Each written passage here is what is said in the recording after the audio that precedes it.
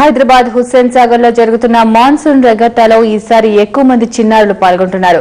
తొలిసారి yacht club అందించిన శిక్షణతో నిరుపేద చిన్నారులు పోటీ పడటం విశేషం.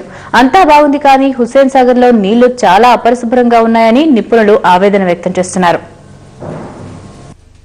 తేలియాడుతూ గాలితో సయ్యాటలాడుతూ బోటు పడవల్లో నీటిలో ముందుకు సాగిపోవడం ఎంతో థ్రిల్లింగ్ ఇస్తుందని హుస్సేన్ సాగర్ లో సెయిలింగ్ పోటీలో పాల్గొన్న చిన్నారులు అంటున్నారు. I'm Amar Reddy. I'm 12 years old and I come from Chennai, TNSA. I've been sailing for 2 years and I really like sailing because it's one sport that's very different and it brings a lot of excitement and it provides. I've never come to Hyderabad to sail before.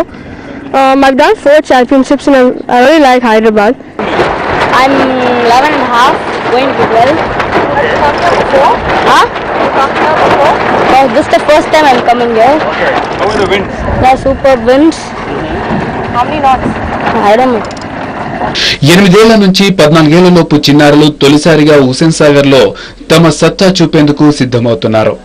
Hussain Sagar లో selling పోటీలు బాగున్నాయని, అయితే నీళ్లు చాలా దుర్గంధంతో వాసనగా ఉన్నాయని Chennai selling club నుంచి వచ్చిన అతిథులు అంటున్నారు.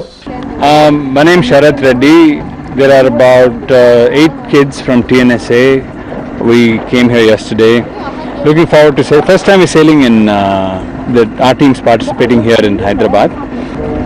Except that the water could do with some cleanup. I know the effort is on to improve the condition of the water, but it's a bit scary if somebody was to fall into this water. తొలిసారి భారీ సంఖ్యలో sailors ఈ పోటీలో పాల్గొంటున్నారు. హైదరాబాద్ హుస్సేన్ సాగర్ లో జరుగుతున్న monsoon రెగట్టాలో ఈసారి ఎక్కువ మంది చిన్నారులు పాల్గొంటున్నారు. తొలిసారి యాచ్ క్లబ్ అందించిన శిక్షణతో నిరుపేద చిన్నారులు పోటీ పడటం విశేషం. అంతా బాగుంది కానీ హుస్సేన్ సాగర్ లో నీళ్లు చాలా అపరిశుభ్రంగా ఉన్నాయని నిపుణులు ఆవేదన వ్యక్తం చేస్తున్నారు.